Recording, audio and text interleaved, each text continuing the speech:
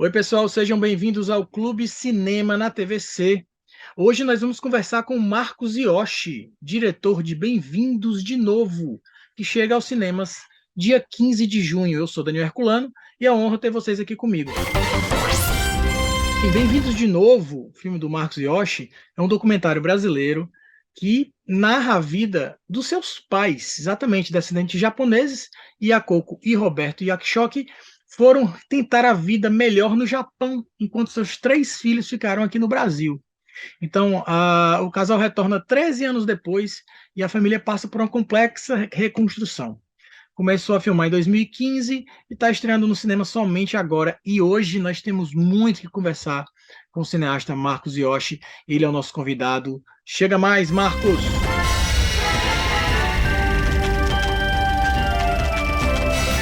Bom, pessoal, conforme eu falei na abertura, nós vamos conversar agora com o Marcos Yoshi, diretor do documentário Bem-vindos de Novo. Marcos, muito obrigado pela sua disponibilidade, tá? Você está na TVC aqui em Fortaleza.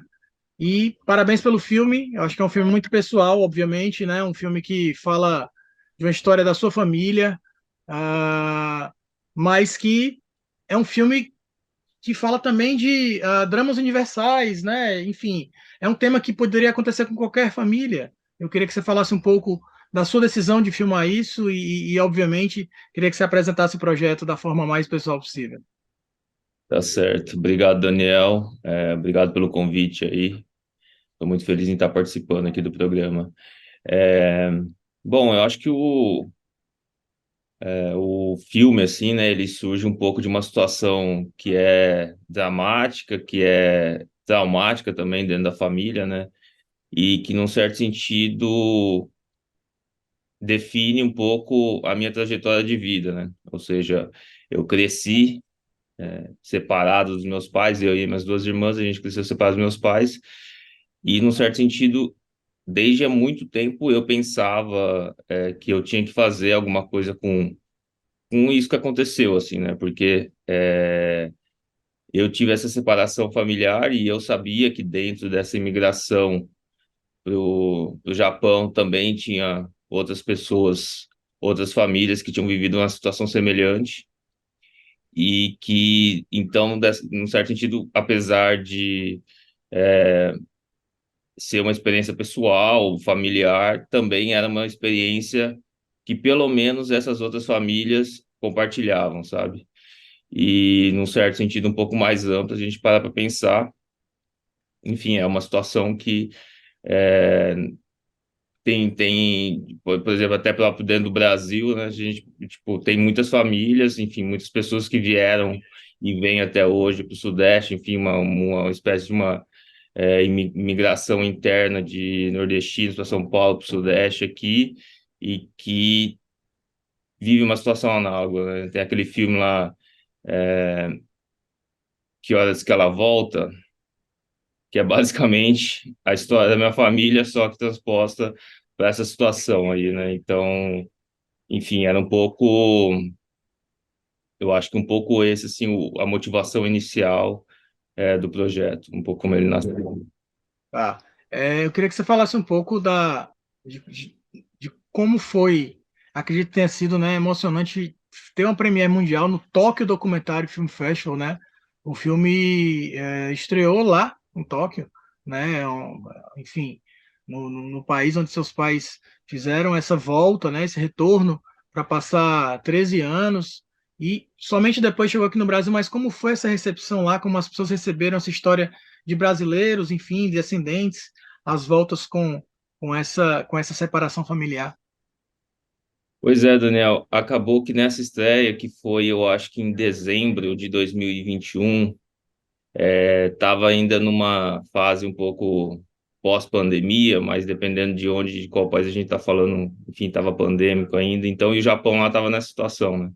Então, eu não fui para o Japão, lá para a sessão, apesar de ter sido presencial.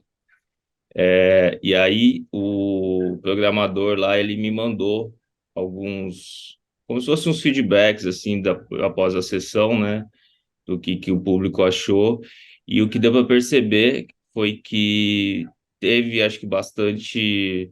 identificação, assim, enfim, dessa situação, um pouco dos sentimentos que o filme mobiliza, eu acho, né? É, na medida em que a gente está falando de relações familiares, então elas são sempre complicadas, as pessoas têm, enfim, sempre situações que não necessariamente de separação, mas de distanciamento, ou parou de falar com os pais ou com os filhos. Então, eu acho que muitos desses sentimentos eles acabam se traduzindo nessas situações, e nisso teve, acho que, bastante identificação do público lá no caso do festival. E também teve alguns brasileiros que foram ver lá. Então, teve algumas recepções também de brasileiros que não necessariamente são decassegues, mas que moram no Japão lá e que, enfim, também acho que teve algo semelhante, assim, uma identificação nesse mesmo lugar.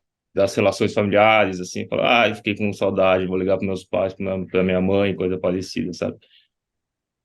Vamos falar para as pessoas que estão assistindo a gente, né, que não viram o filme ainda e tudo. Você pode ser, você citou Deca Segs, né, coisa que no filme aparece essa questão. Fala um pouco disso, né, para as pessoas se interarem. O que são Deca Segs, né, por conta desse movimento migratório também? Assim, então, decassegue é um termo japonês, né, que literalmente significa sair para trabalhar fora de casa para juntar dinheiro. É um pouco longo assim a tradução, mas seria alguma coisa nesse sentido. E esse termo ele foi adotado para se referir aos imigrantes descendentes de japoneses que, a partir da década de 90, principalmente, começaram a voltar, ou ir pela primeira vez, né, no caso, ir para o Japão para trabalhar lá em empregos, geralmente, tipo, em fábricas, em construção, enfim, empregos que são, tipo, a base ali da economia, que são, tipo, os empregos também que os japoneses não querem fazer, e foram para lá para tentar juntar uma grana, tentar, enfim, fazer a vida um pouco e voltar para o Brasil, né? Isso, enfim, uns anos atrás, começou na década de 90, então fez 30 anos de existência esse fluxo, que é um fluxo um pouco, ele é marcado por idas e vindas, então as pessoas passam um tempo lá, aí decidem voltar, aí a coisa não dá muito certo no Brasil, volta para o Japão, quer voltar de novo para o Brasil, enfim, tem muito dessa situação de ida e volta, né? Então é algo meio volúvel, assim, em termos de volume de pessoas que fazem, que estão lá no Japão agora, ou que estão no Brasil, e por aí vai, né? Bem interessante. Muita gente não tem enfim, não conhece essa terminologia, mas que é importante a gente ressaltar, porque no filme isso é essencial, né? Porque você está retratando esse movimento dos decassegues, né? E eu queria que você falasse um pouco dessa questão de como foi filmar os próprios pais, né? Você até declarou certa vez, eu li, que eles não estavam estranhando um pouco as filmagens, e aí você foi tentando explicar, colocando isso como até um autodescobrimento, uma reaproximação. Como foi tá com os pais dentro desse processo de filmagem, né, do documentário? Acho que é bom a gente falar disso também. Então, que, assim, eles voltaram para o Brasil, né, em 2013. E aí, na medida em que o filme começou a ser feito, que foi alguns anos depois, na verdade, a partir de 2015, a gente teve uma relação que era mediada pelo filme. Então, era bem esquisito, porque eles moravam numa cidade que fica a 700 quilômetros de São Paulo. Então, sempre que, geralmente, eu ia visitar eles, então sempre que eu ia visitar eles, era para fazer o filme, ou seja, eu levava uma câmera, por vezes equipe. Então, ficava uma relação que era uma coisa, eu tô indo ver meus pais para fazer um filme, ou eu tô indo fazer um filme e aproveito para ver meus pais, como é que é isso, sabe? Essa relação afetuosa mediada por essa dimensão que não deixa de ser trabalho também, né? E criação. E eles achavam estranho, por um lado, mas por outro queriam me apoiar de toda forma. Era uma coisa um pouco, acho que até assim, pô, eles passaram lá 13 anos trabalhando para bancar a nossa educação, a minha e as minhas duas irmãs. Então, num certo sentido, eles queriam que a gente se realizasse, né? No caso que, eu escolhi fazer cinema, então se ele está tentando fazer um filme, vamos dar o nosso apoio aqui, né? Uma forma de fazer valer um pouco esse tempo todo separado. E aí eles faziam de tudo, apesar de não entender direito, e falar assim, ah, pô, eu acho que se você quer fazer um filme, talvez seja melhor você ir contratar uns atores, escrever um roteiro, enfim, eles falam, pô, quem que vai querer ver aqui a gente fazendo, sei lá, nosso dia a dia aqui, isso aqui não é interessante, isso aqui não dá nada, enfim, alguma coisa nesse lugar, né? E foi engraçado que um ponto de virada aconteceu quando a equipe começou a frequentar as filmagens, porque daí eles acho que tiveram uma noção maior dessa dimensão pública do que a gente estava fazendo, enfim, e que tinha outras pessoas envolvidas, e que daí, num certo sentido, isso também eles ficaram orgulhosos, assim, de falar, pô, meu filho está fazendo um filme, fazendo um projeto, e tem um monte de gente trabalhando junto com ele. É, naquela época ainda era de graça, os amigos, assim, fazendo um filme na raça. Então, eles ficaram também assim, pô, vamos dar essa força aí, porque parece que o que ele está fazendo é importante, ou qualquer coisa nesse sentido, sabe? Deu um peso a mais aí que tá junto. Essa percepção, né, é diferente, né? A percepção que você tem filmando, a percepção que eles têm recebendo é bem interessante.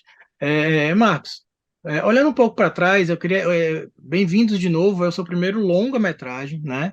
Mas você já foi premiado, por exemplo, com Aos Cuidados dela, né, no cinema de Tiradentes, e no curta Taquari. Eu queria que você falasse um pouco, se olhasse para trás, o seu curta de graduação, Quando o Céu Desce ao Chão, em 2012, tá? Lembrando que 3 anos depois você já estava filmando, né? Começou o projeto de filmar Bem-vindos de Novo, que teve essa percepção de olhar para frente, né? De filmar isso, enfim.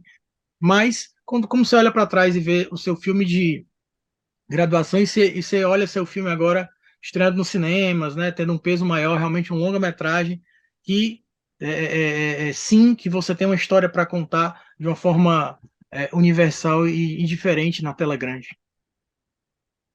Pois é, então, na verdade eu fiz poucos filmes, né? Se a gente parar para pensar, eu fiz esse filme de graduação, Quando o Céu Desce ao Chão, e aí eu comecei a fazer o Bem-vindos de Novo.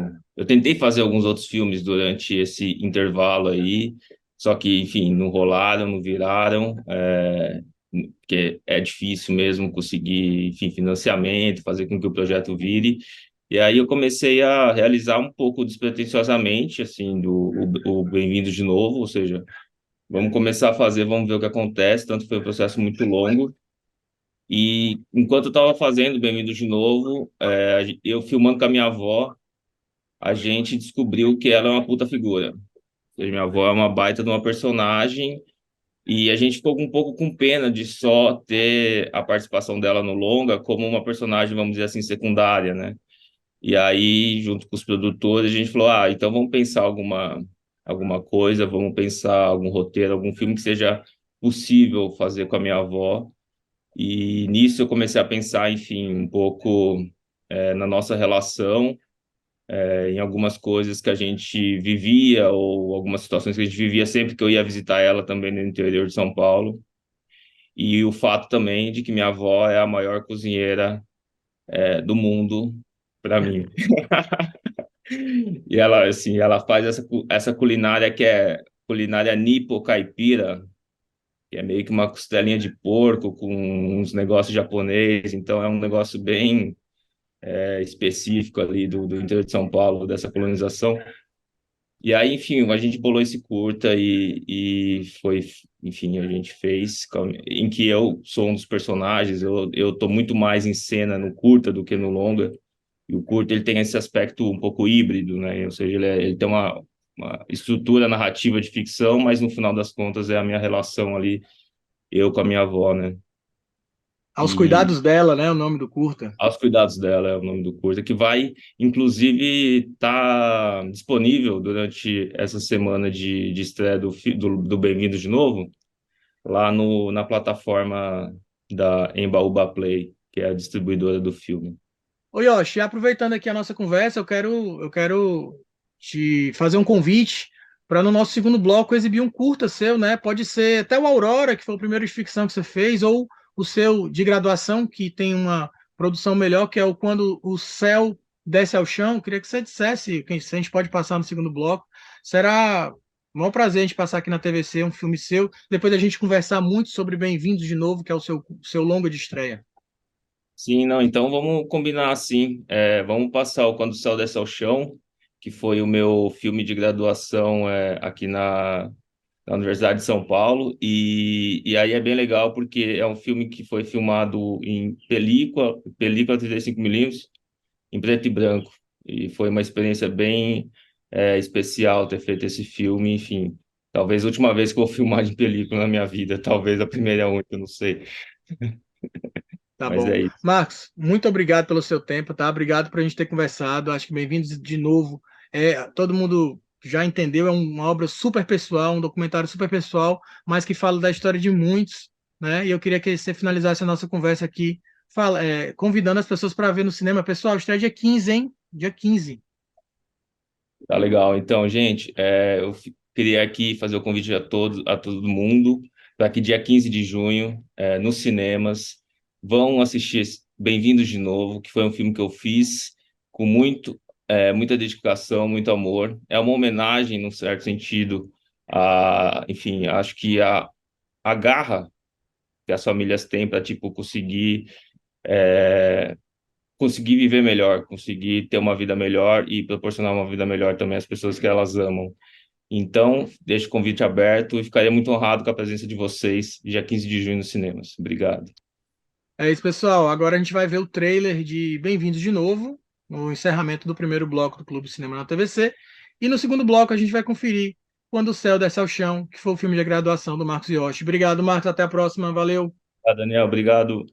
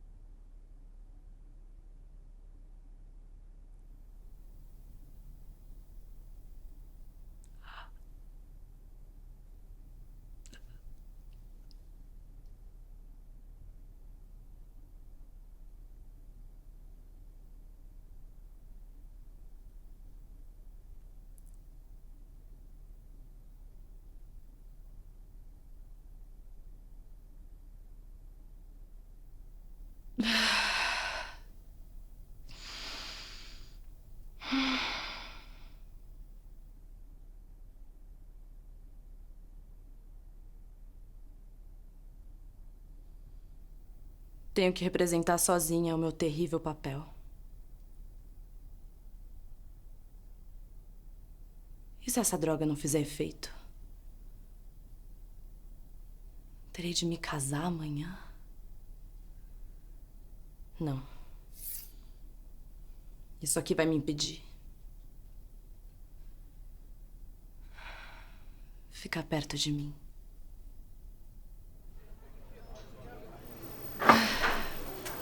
Muito bom, Sofia. Tem que melhorar muito ainda. Termina esse molho pra mim, que aqui já tá quase pronto. Viu? Ô, Chico, e o seu time, hein? Aquela bambeada ontem, hein? Presta atenção, viu, moleque?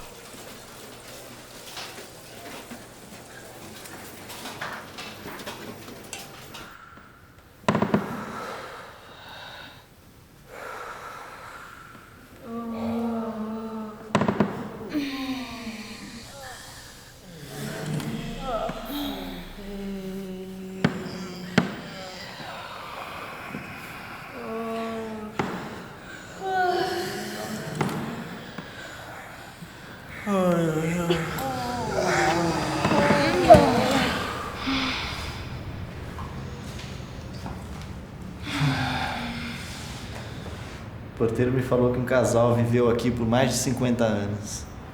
Uau. Dá até pra sentir o peso. Dá pra sentir o mofo. Cala a boca, animal. Mas a gente vai ter que dar um puta trato aqui, isso sim. Foda é que só com a grana da mudança a gente já vai ficar quebrado. Ah, relaxa, sua. Se rolar com aquele trampo lá que eu te falei, dá pra segurar as pontas por um bom tempo. Mesmo assim, acho que ainda corto muito manjericão. As santas e os romeiros não têm boca? Sim, peregrino. Lábios que usam para as orações. Então permita que os lábios façam o mesmo que as mãos. Santas não se mexem, mesmo que atendam aos pedidos. Então não se mexa, enquanto eu recebo a recompensa da minha oração. Por que eu sempre sei onde isso vai dar?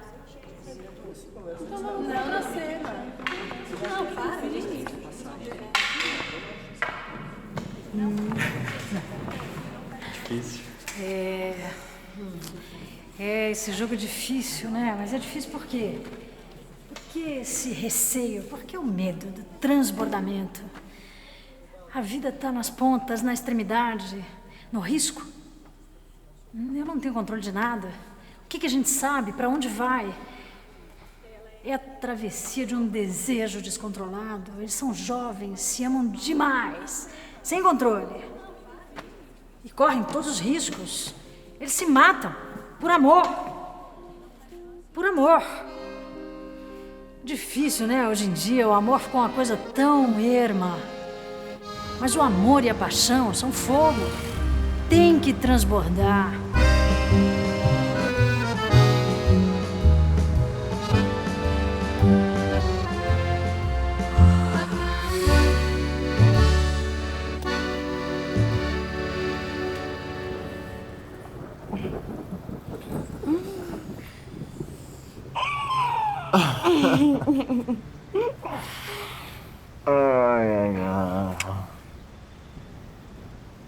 Vamos lá? Então vamos, vai, já!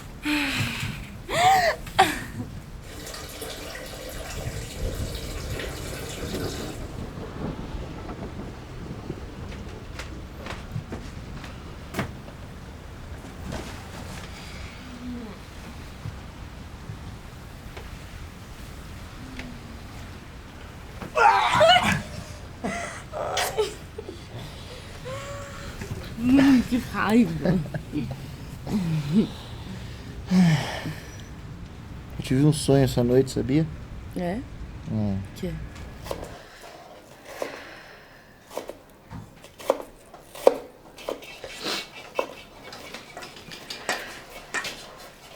Cebola é sempre um problema, mexe com os nossos sentimentos.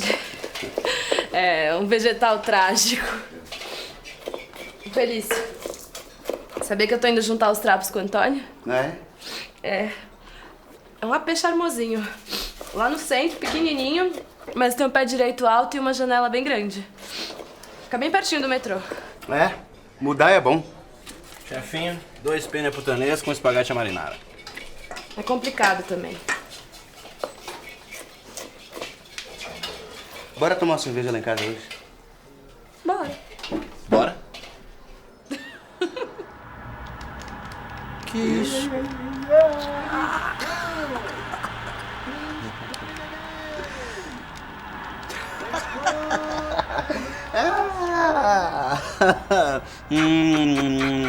Ô, Thiaguinho, 3-0, fora o baile. Que é isso? Ó, vou pegar uma cervejinha aí, você tá afim? Eu aceito.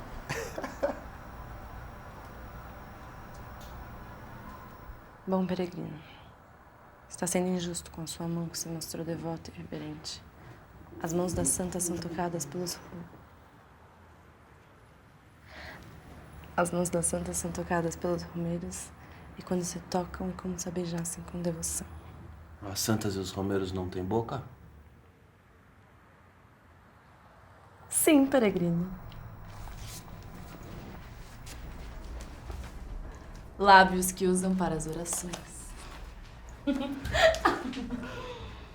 Então, santa, permita que os lábios façam o que fazem as mãos. As santas não se mexem, mesmo que atendam aos pedidos.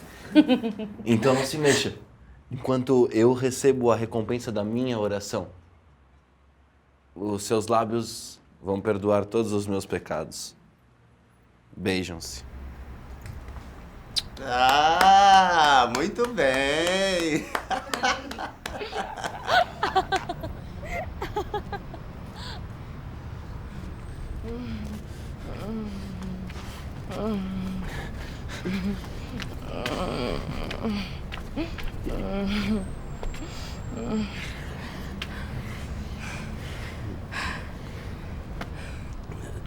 Não vás tão depressa, Santa. A noite ainda tarda. É, a noite é boa para aqueles que dela se resguardam. Boa noite, peregrino. Resguardemos-nos juntos, então. Topa conhecer meu apartamento?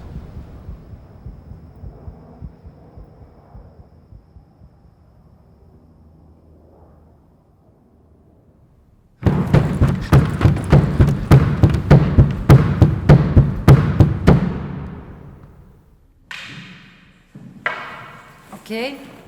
Vem cá. Ops, agilizar.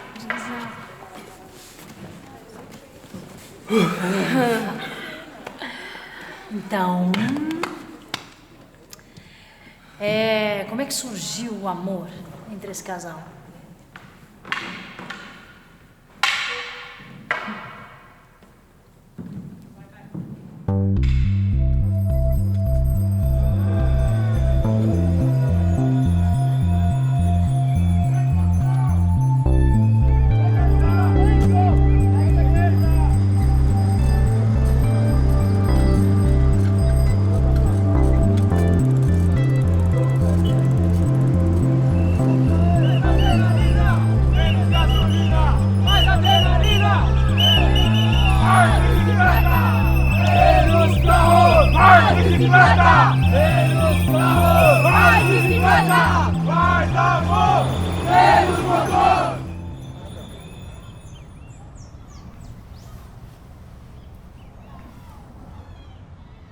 Você não entende.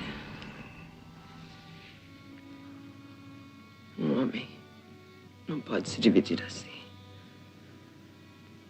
A política e a poesia são demais para um só homem.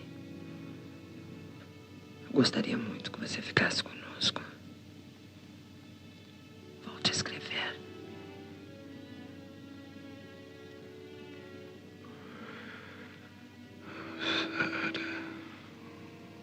Não me causam os crepúsculos a mesma dor da adolescência. Devolvo tranquilo a paisagem, os vômitos da experiência. Pai. Poesia não tem sentido.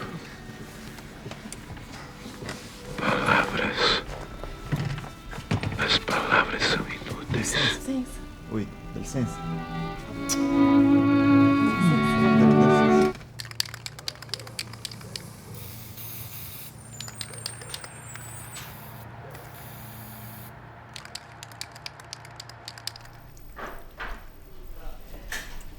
Mas você vai para apartamento novo, mudança, móveis, vai precisar de dinheiro. Eu vendi o carro.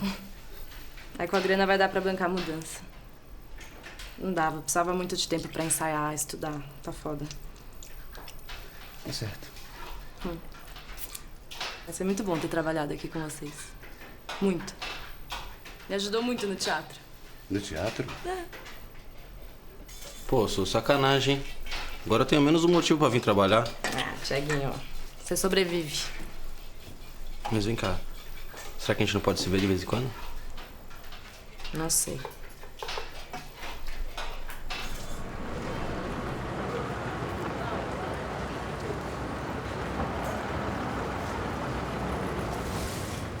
Tive um sonho essa noite, sabia? É? O quê? Eu sonhei que eu andava de patinete com um capacete verde. Era isso mesmo que acontecia. Eu te encontrava, você tirava uma sarra da minha cara. Só que no final você pedia pra andar comigo, pedia uma carona. Não. Aí eu te levava.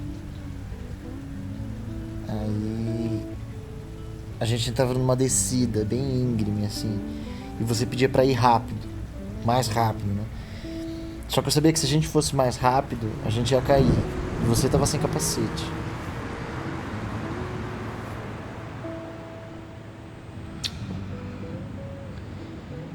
Seus lábios estão quentes.